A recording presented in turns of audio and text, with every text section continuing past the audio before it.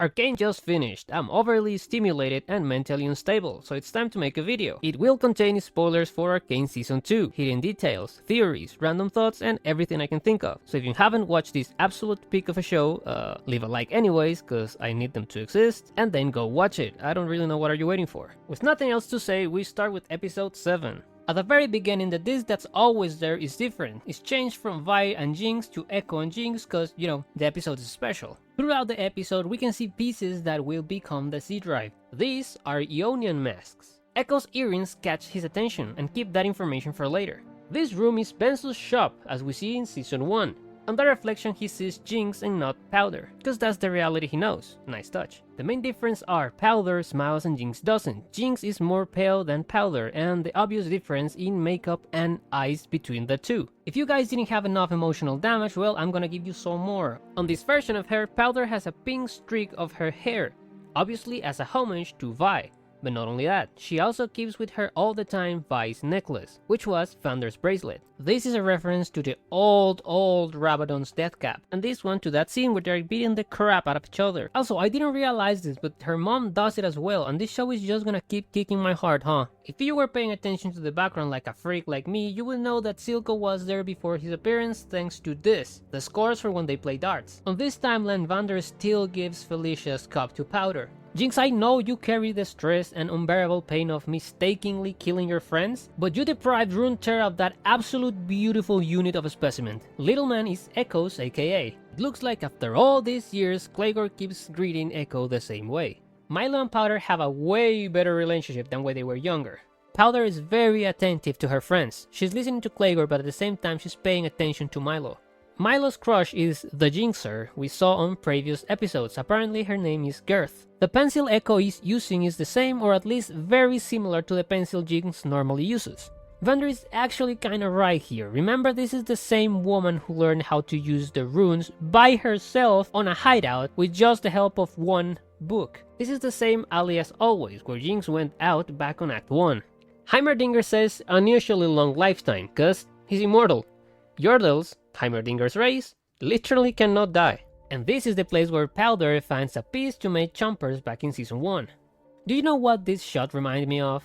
The kiln of the first flame from Dark Souls. Powder still has the same hideout as Jinx, but the difference between them show her mental state. The paintings are more of just an artistical expression instead of the addition of psychosis. There's furniture and everything is accommodated. Obviously there is no weapons, and the addition of guardrails is something really important, cause it shows that he or she values life. There's still this little tent, but it's not for her to stay, it's for something more special. I talked about the artistical expression, and watching this shot I realized something that I never really paid attention to, and it's the fact that both Jinx and Powder really like painting. They enjoy art. She has this artistical side of her. She paints everywhere, even herself. She's very creative. On the many things she has on her desk, we can see the monkey with symbols, which has always been associated with her, the bunny ears Isha was wearing, and there are some hints that tell us that Powder and Echo are already in a relationship. There is a drawing of them together in a heart and a bouquet with a little note that says I love you, for example. That being said, there is a chance some of these are not self-portraits, but gifts from Echo. Powder though still draws her friends in places. Here's Milo, big eyebrows and all. And remember I told you we can already see parts of the Z Drive here and there? Well, Echo discreetly grabs one of those parts that was on Powder's table and puts it in his pocket. On Vi's altar are the boxing gloves she used to use. Again, Powder is really creative and is very good with crafts. The job she's talking about is the one they made at the very beginning of Season 1, where the Hex Gem exploded. She has a cute picture of all of them together when they were kids. I can give you a better shot of this drawing.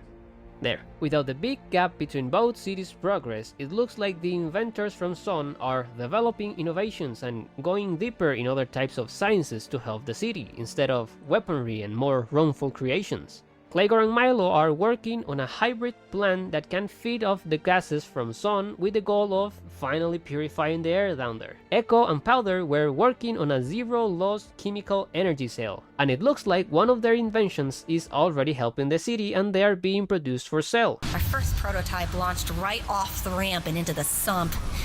The next one we made waterproof. Here we can see the vehicle they created being driven. On this shot, walking behind Echo, we can see Theorem. who was part of Silco's gang on the Prime timeline. There's a stand of Poro snacks, which, you will never believe me this, is a snack for Poros. Poros are these little creatures from the Freljord. And this is a funny reference to League of Legends esports. See, all these crests are from teams in the various League of Legends professional leagues. This man was the one making a deal with Huck back in Season 1, and of course Jericho and Harold, as it should be. This was the explosion that took Vi's life. The enforcer who comes to see what happened with the explosion is young Marcus, the one who will eventually become the sheriff. And now we know why this kid was brought to Victor for healing. You can see Sevika hanging around in the plaza in front of the last drop. And there goes Jace's leg. I gotta say that hammer is way heavier than it looks like. Echo moves himself to another seat so Powder can see him and see how things are going after what he did. That's the humpest hump I've ever seen in my life. This is the same kind of creature Karin Revek / Singed used to make the thingy for Oriana. The mace is getting corrupted just by being there, as if it were rust. His wound obviously got infected, open wound with no treatment, but also started presenting corruption just like the mace. On this montage of Jace being there, he showed anxiety, depression, poisoning, constant pain from an untreated broken leg, desperation, hallucinations, mania, bipolarity, and schizophrenia, and I think this is a good point to put this image here. My girl mad at me, let me paint her a whole mural for her dead sister. Oh, and this is where the painting of the deceased people is on the other timeline. If we pay close attention, Echo and Powder are actually wearing very similar kind of colors. Kinda like if they were colors for an uniform or something. Actually, the clothes Echo is wearing look very similar to the clothes he wears on his Academy skin in League of Legends. That's the same rune Jace has on his bracelet, remember that. The clock he uses here is the same one he has on the fight against Jinx on Prime timeline. This entire scene was pretty funny to me. And by now, Powder already knew it was a different Echo, or at the very least, that something was going on. Reminder, Powder is very smart. She learned about Hextech by herself, and we can see her learning about what Heimer and Echo are doing. She helped making the Z-Drive functional. If she can learn and deduct Hextech with only one book, she can 100% understand what's going on with all this research. She already knew something was going on, like come on. Vander has Vi tattooed on his hand, and there he is. This timeline, Silco got the letter from Vander, and indeed, like Jinx said, things changed. The one who makes the balloons explode is Powder. The trigger she used to do this is the same trigger she used on Pow Pow. Deckard also looks happier on this timeline, and it looks like Piltover and Zone are closer here, not only on innovation, but their people as well. We can see that Piltovans attend Zone at gatherings. On this party we see the Piltovan girl who has a crush on Jace on Season 1. The image on the disc has a crane. This one is a symbol of happiness, eternal youth, and love. But as you can see, it also has conflict in it. This shot is a reference to this other from the bridge fight on Season 1. Powder has pink nails and pink and blue makeup, the same way Jinx makes everything the same two colors. More emotional damage. The name of the song in this scene where they are dancing is Ma meilleure ennemie, which translates to my best enemy. The song is in French, which is recognized as the language of love. The lyrics hold a lot of meaning and are incredibly depressing. They go, I love you. I'm waiting for you. You are the best thing that happened to me, but also the worst thing that happened to me. That day I met you, I might have preferred that that day had never happened. The worst of blessings, the most beautiful of curses. From you, I should get away from. But as the saying goes, rather than being alone, it's better to be in bad company. You know what they say, be close to your dearest friends, but also even closer to your enemies. But my best enemy is you. Flee from me. The worst is you and me. But if you're still searching for my voice, forget me. The worst is you and me. Why does your name hurt me when it's hiding just right here in this space? What emotion is it, hatred or sweetness when I hear your name? I told you don't look back. The past that follows you wages war on you. But my best enemy is you. Flee from me. The worst is you and me. The entire scene is in 4 frames per second, which is the seconds Echo can rewind, symbolizing how much he wants to stay on this moment forever. After crying again, I'm gonna make a pause here, because I need to give this absolute beast his flowers, because this guy has the perfect life here. He has everything. His family, his friends, his girl, the general life is way better, and he wants to stay. But not a single time he doubts to go back. A little man? Nah, That's a whole grown-ass man and a half right there. That's my goat for real. Again, Powder already understands or has a grasp on what's going on. So when Echo tells her he wants to stay, she encourages him, telling him the same quote he told her. Sometimes taking a leap forward means leaving a few things behind. And when he tells her that if they can pretend it's their first time, and she looks the sincerity but also some kind of shame for such a weird petition in her POV, and sadness and many more other emotions that I can even think of, she doesn't say anything, comforts him, and then they kiss. Also, you can see that the Hex Gate is not there. Obviously, because Hextech was never created on this timeline. If you really pay attention to the flower, you can see that it's actually Echo and Powder forming it. The flower is a blue peony. They mean an unforgettable love, but also an unobtainable one. When Heimerdinger tells Echo that since he knew him he truly lived, is not only a reference to what Echo told Heimerdinger on Season 1, that is not enough to give people what they need to survive, you have to give them what they need to live. But also a very strong phrase if we consider that, again, Heimerdinger is immortal. If you need more evidence about Powder already understanding, as soon as she starts noticing weird things, she instantly runs to the hideout because she knows something is already happening. I kid you not, I have no idea what happened with Heimerdinger. What can happen to an immortal being literally made of magic in this situation? My theory is he just went back to Bandle City. That's supposedly what should happen here, but I don't know.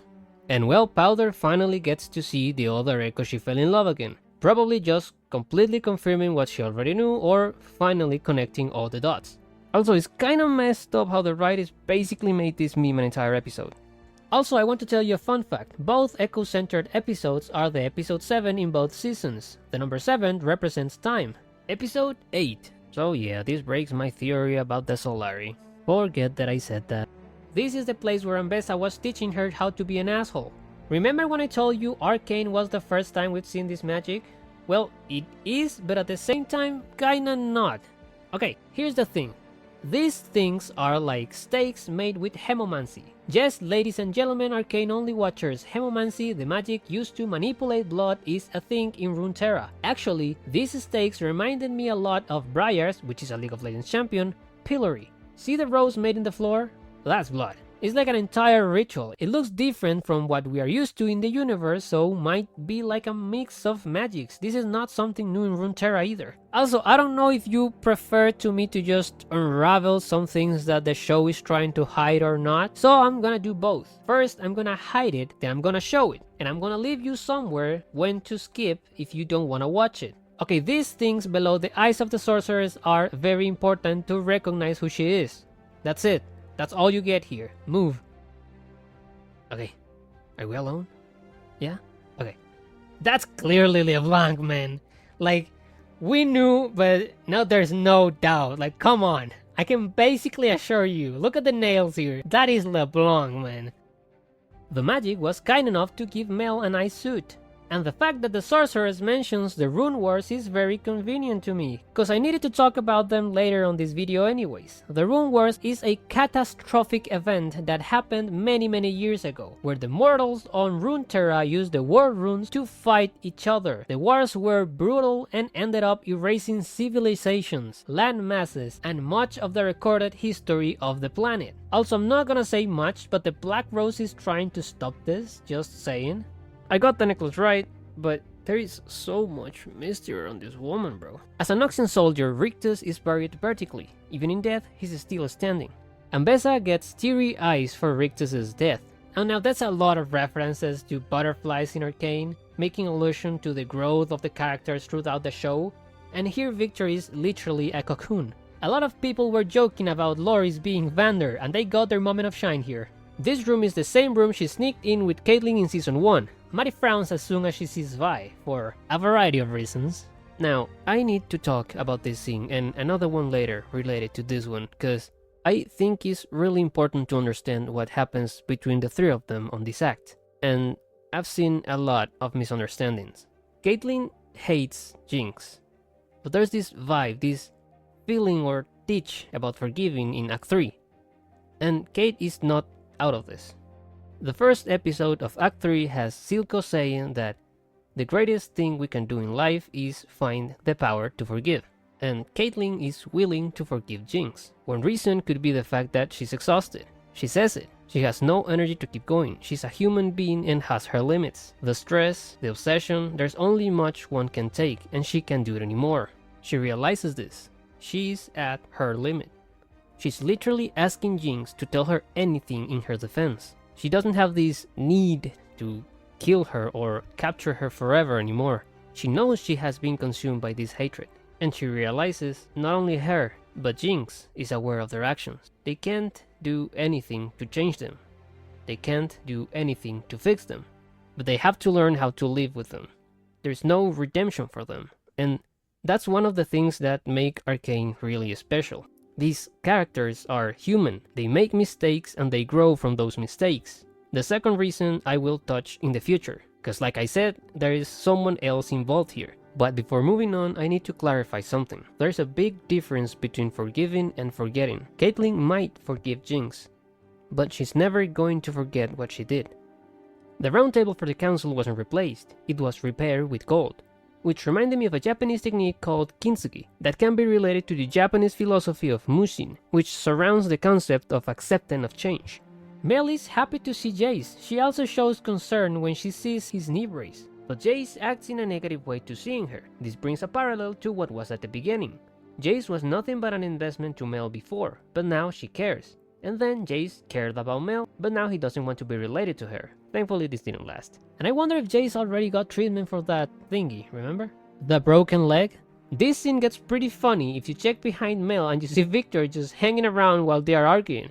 The guest Victor is using here is Huck, or was Huck. Jace hits the robo thing in the arm and it doesn't even move a little. Victor here shows sadness. He really don't want to kill his best friend, but as soon as he sees the Arcane from what I think is the Hex Gate, he completely forgets about what he's doing. He stops thinking that he's choking Jace to death. There's a big difference from now to how Sky and Victor looked before on this arcanic realm. And now, Jinx tells Silco that he's too late. And she says this because on the scene she's trying to talk to him and have a piece of advice from him, he doesn't appear. And I didn't connect the points then, but now I realize Silco didn't appear because she stopped seeing her hallucinations when Isha was on her life. We saw that as soon as she even thought she could lose her, she had a relapse of hallucinations, and now she sees them again because Isha is no longer with her. The talk Silco has with Jinx here is very important, and I want to remind you that this is not really him. It's basically just Jinx talking to herself.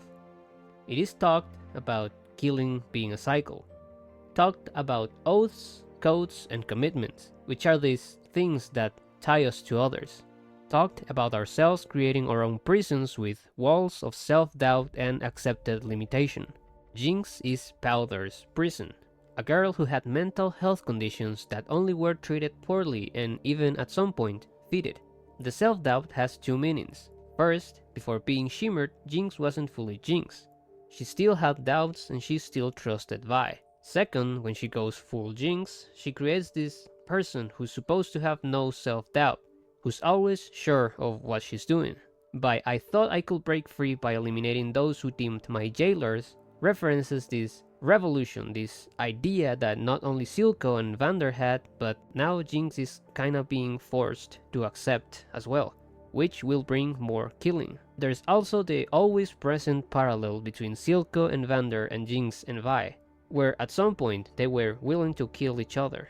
And I think the cycle only ends when you find the will to walk away, which is her getting these thoughts about finishing it all.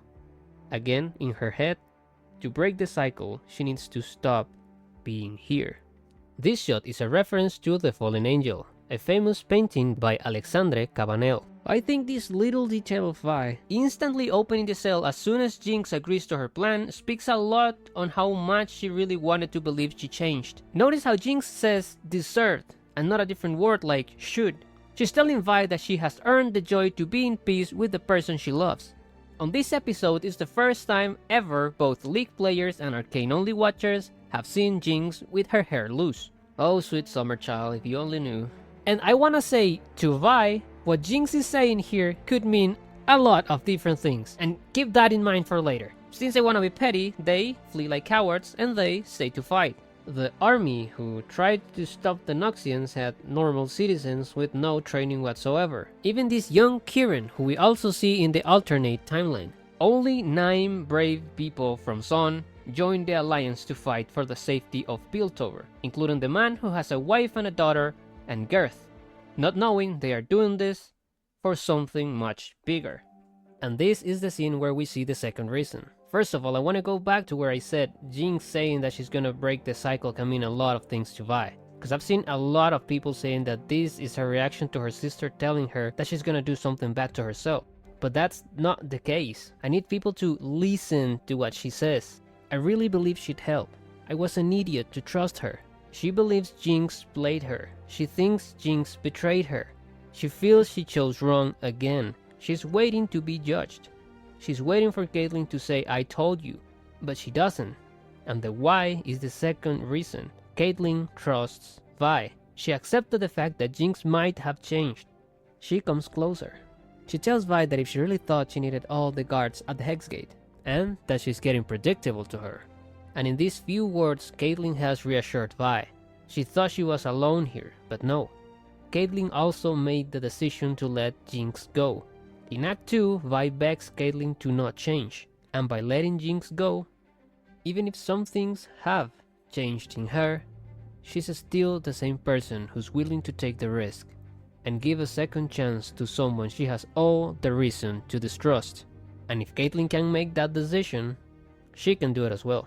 Not only physically, but emotionally. What happens next is the result of everything that has occurred. It's by finally letting her shackles go. A nice small detail about this scene is that Caitlyn goes to see Vi to a jail cell, just like the first time they met. But the gaze and lighting is warmer, just like their relationship. On this scene, we also learn that Caitlyn has a mole on her abdomen. And I had to say this because I doubt anyone else is going to. And these things are apparently actually very hard to open. Someone on Twitter found one and it took them a long time before they figured it out. So give my girl a break here, okay? And Bessa references the Kaenic Rookern description in League of Legends. I guess she also had something she wanted to change. When Sky says to Victor he's not gonna miss her talks, it's because he's losing his humanity. So he's not gonna have that feeling anymore. And Episode 9. The grand finale of Arcane. On this shot we can see this imagery that clearly symbolizes Jinx being broken, but we also see her inside of Warwick's mouth. Her tears say Vi backwards, but also 4, which again is the time Echo can rewind. Echo knows how to get to Jinx's hideout because Powder took him there. As the bomb explodes, Echo keeps getting burned and hurt. His face paint is also increasingly fading away, which shows him running out of time health-wise and therefore to help Jinx. Also, yes, Echo has a hourglass painted on his face, and his symbol is a hourglass as well. I've seen a lot of people not realizing this, so there's that. When Echo says blowing us up, Jinx jumps instead of making the bomb explode, so she doesn't hurt Echo. The song that's playing is called Wasteland, and the lyrics play with the entire scene. The song goes, I've held on for as long as I can, for the ones that I had to defend. I've been strong every day of my life. If she wants, death could take me this time. This world is a wasteland where nothing can grow. I used to have strength, but I ran out of hope. I know it's my fault that I'm here all alone. The world is a wasteland. Please let me go. But after Echo's intervention, the lyrics change to, I'm ready to face it, don't go saying goodbye. There's a beauty in changes and I wanna try. This world is a wasteland where nothing can grow. If it weren't for you, I'd be here all alone. I know in my heart this is where we belong. This world is a wasteland, don't let me go. A heads up, the only thing Jinx sees is Echo this moment and then this moment. So to her, he just got hurt and burned for no reason out of nowhere. Always a Dance With You is an obvious reference to the events of episode 7, but it could be from both episodes 7. She's very smart, so she realizes something is going on, but I doubt she gets what's going on. She notices the little symbol monkeys again, something very linked to her, and since I've seen people starving for more Time Bomb content, I'm gonna add some things that are outside of the show. And Bessa finally pulls out her League weapons. Here the banners are not Noxian but Medardan. The Zonite father tells the Piltover enforcer to put his mask on so the Great doesn't affect him. This might not mean something to a lot, but it shows sympathy. Even after everything that has happened, this is not a Piltovan and a Zonite. This is two men trying to protect their home. Girth, the husband and father, and Loris died fighting for the safety of Piltover, and possibly the world. But can we talk about how much of a beast Steb is? Like, I need more love for my guy here, okay? And yeah, I knew this one was gonna bite me in the ass. Yeah, I'll accept the shame. As soon as I saw someone hit her, I went, yeah, that's Maddie. The Noxian army took the city in less than a day. Let that sink in. If something similar ever happens to you, God forbids, never pull it out. You will bleed out. Caitlyn's face shows pure fear at the realization that her life is ending. Maddie proceeds to tell Caitlyn that she actually enjoys her warmth, but she's a soldier. She doesn't doubt a second before pulling the trigger. On the frame of the shot, you can see an abnormally big smile on Maddie's face. Lemao.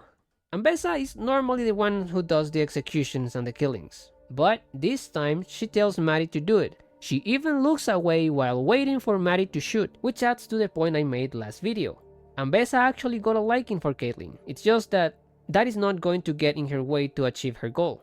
And now, besides this being the hardest shot of Jinx and the funny resemblance to Megamind, there's a lot to unravel here. First off, Jinx does love making an entrance. She comes from her hideout. In it, we can see that she took to war her more appreciated people, Milo, Claygor, and Isha. We can see the stuffed bunny Vi gifted her music player that has been with her since she was a little kid. And the chair she's sitting on is the same one that was on the family table scene. When the lyrics of the song say, "You're not alone, look at my shadow right behind you like a ghost," Echo makes his appearance and jumps from behind her. And the Jinx Firelight Alliance is presented to us. We can see that not only the hideout is marked with the firelight symbols, but Jinx also has their colors on herself. Also, I know some people would like more content about Jinx and the Firelight, so I'm gonna add some more here. In the Arcane art book, Jinx had this to say about the Firelights: trust, friendship, safety, home, love, protect, and remember. In the same art book, we can see her Firelight attire, with her own mask and a little doll of Isha. On the minigame Jinx Fixes Everything, we learn that she was on the Firelight hideout. Here she talks to Isha and says, You would have loved this place, Isha. It's sort of quiet, just like you. I'll miss you, kid. She checks on the big painting of people who had been lost and says, This is who I'm doing it for, huh? City of Zon, past and present. And a future worth fighting for. Alright. Let's show them how we do it in Zon. Echo is wearing his mask as an e-pad. He's also marked with Jinx's characteristic colors and designs. Jinx, I guess, builds a similar arm for Sevika. Jericho and two of the old members of Silco's gang, Ram and Theoram, joined the fight as well. I owe you so much, Mel Medarda. At the end is the pianist who finishes the mission to destroy the bow. Sadly for them, they fell for the trap. Victor wasn't there. You remember which was the last Noxian principle of strength? Guile. Also, a quick fun fact, the designer of Victor's new design is also called Victor. Can this woman have a break? It's the first time she doesn't lose her arm and this happens to her? All the poses and movement these creatures make when converting people are reference to portrayals of divinity. There's something poetic about this fight when you think three childhood friends all grown up are fighting together again after all that has happened. This is another of Vi's abilities in League of Legends. If you pay attention, Ambessa's scarf is the size of Caitlyn's waist. Caitlyn not only puts her own life at risk even more, but also her own eye, and that speaks a lot about the conviction of this woman. And here's where I tell you that Caitlyn losing her eye has been foreshadowed for a long time. Nothing is a coincidence in Arcane. Actually, let's go deeper on this shot from Act 1. Jinx predicts what's gonna happen to all of the team that was searching for her. Maddie had her face compromised from a low angle. Loris got 3 bolts on his body, Vi's abdominal area got slashed, Caitlyn got her eye pierced, and Steb is completely fine. Ambessa recognizes Caitlyn by saying she fought well, but also brings up their difference in the obvious age, but also the skills and experience by calling her child. This is the exact same phrase Ambessa told Mel when she was a kid. Here, Ambessa tells Mel, "You are the wolf," and there's two meanings for this. The first one is the easy one, where Ambessa calls Mel the wolf cause she has grown up. The second one is, in Runeterra, death has a representation. This representation is called kindred. They represent the two essences of death. The lamb gives a peaceful death to those who choose to go this way with a bow. The wolf gives a more violent finality. In the music video for Ambessa called Blood, Sweat and Tears, go check it out, it's really good and the song bangs, we see you can escape your end by fighting against the wolf. On this case, she calls Mel the wolf, because at a certain level, she's the one who puts an end to her life. Noxians value strength above all, and at least on this fight, Kate and Mel were stronger. They will not continue with the battle. They also lower their heads in sign of mourning and respect to her fallen general. We finally see a clear shot of Jinx's haircut, which resembles Vi's, symbolizing she's with her. And also, the cutting of hair has been used for many years to symbolize letting go, whether of an old identity, emotional baggage, or past memories. It creates this space for transformation for the character. This shot makes a reference to the intro, where we see them with white plain shirts that could be used to symbolize that this is their most unfiltered version. Also, Vi gets a cut on her tattoo kinda resembling what she does on the intro. Even when we're worlds apart is a little nod to the old universe. I don't know if you've noticed, but Jace's hammer has a little heart in it. And Victor grew a lot taller. Damn, that shimmer speed really makes her really fast, huh? This effect of like zero gravity is the same one as that time Jace and Victor created Hextech, which makes sense since that time they made a small portal that then will become the Hex Gate. And we finally have a nice shot of the weapon Jinx is using. This weapon is a combination of Pow Pow and Fishbones, using the power of Heimerdinger's turrets, the cooling from Echo's hoverboard, and venting from a pipe system in one of the Firelight's rooms. Its name is Rhino. This is one of Victor's abilities in League of Legends. And I think this is a good moment to tell you, remember I told you I was gonna talk about the Rune Wars? Well, Cecil B. Heimerdinger told us in Season 1 that this is exactly what was gonna happen. Cause there is a chance he was there. Remember, he's immortal. He was always right, no one listens to the small guys. Man oh man, that shimmer speed truly is helpful, huh? It can save anyone in a moment of trouble. I have no idea what part of the Hex Gates these are, but this is Echo's weapon in League of Legends. This is the exact same shot as the other timeline, and if you paid attention to the background when Jace was walking to the Hex Gate there, you'll notice some of the events we already saw, like the Noxian ships arriving and Jinx's hideout crashed in the building. The halo around Victor's head that's an obvious allude to divinity is made of the strings that are evolving the people. The process of evolution starts instantly as soon as the person is touched, which says a lot about this scene cause Victor really wanted to convince Jace. These glowing light blue parts are Victor's support items. You can see his leg brace and his vest. The man savior appears and he uses one of his League of Legends abilities to rewind time. When Echo throws the C drive to Victor, he says that device can't be. And he can be saying it cause it is what's gonna stop his plans and it's too powerful to exist. But at the same time, it's literal. This was made because of an anomaly. This was made in a place Hextech doesn't even exist. It was made in a different timeline. A timeline that in this world they are right now shouldn't exist. The explosion only gets a part of Victor's face, and that's why only that part goes back in time to what he was before. And there we have the big reveal, the Rune Mage was Victor all this time. And I hate myself cause I was going to say this theory last video, but I deleted it cause I thought it was going to be too much time traveling theories and it was gonna be annoying. Victor has moved multiple times to give a different rune to Jace, hoping he could stop this outcome. And this rune is the correct one. This specific rune is the one that allows Echo to time travel, therefore is the one that makes the change possible. They started this together, and they will finish this together. When Jace and Victor talk for the first time, the song that is playing is called Promise Me. On this scene, the last time they talk, the song that is playing is called I Promised You. All this is happening in like a fraction of a second if we notice that they are still flying away because of the explosion. Now they get sucked up into the rune and that's pretty much all I can say. But we don't see them die. Don't believe someone's gone till you have a proof of it. In the Gate C2 of Customs, we see the different travels to other regions you can make from there. We have Freljord, Noxus, Ionia, Bilgewater, Ishtal, and Shurima. They also have a different design, so those might mean different places in that region. This shot is a small reference to the one where they were fighting on Act 1, and the only reason I can think about why Warwick can get up again is... remember there were two wills in him. Those tears are what lives from the creatures when they stop working. Victor stops taking control, and well, only the wolf will stays in, I think. Oh, they're putting a lot of emphasis on the fact that she's very fast with that shimmer speed, don't they? I wonder why. After all this time, things haven't changed. And well, we ready ourselves for one of our sad endings. Jinx gets the hex crystal out of Vi's gloves. She accepts her end. She's ready to put an end to the cycle. She readies herself to leave her sister free, to let her live her life with the person she loves. In pain and suffering from now, but time will heal that. The cycle, as she thinks, will never end if she doesn't walk away. This is very similar to alternate timeline Powder, but she's not. This is Jace's mother, Jimena Talis. She's here because we don't know what happened with them. His body was never recovered.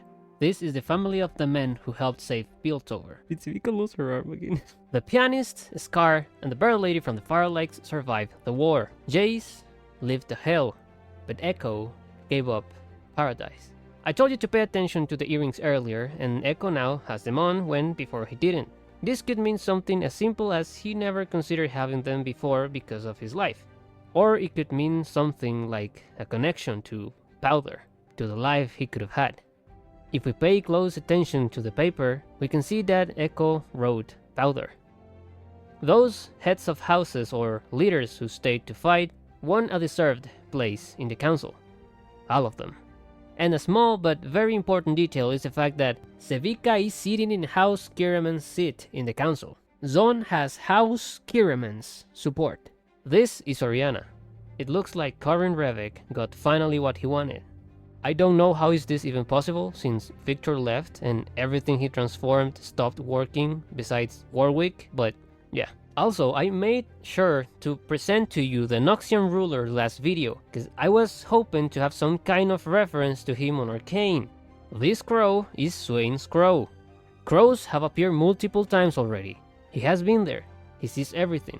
Remember, he represents vision in the Trifarics. Actually, back in Season 1, I thought these crows following Jinx were Swain already. See how the crow reacts when she drops the Hex Crystal? And from what is that blue light coming from? Yeah. Ambessa's room and Noxian clothes. We can assume Mel is going back to Noxus. Mel's lipstick and future taking Ambessa's place was foreshadowed in the intro.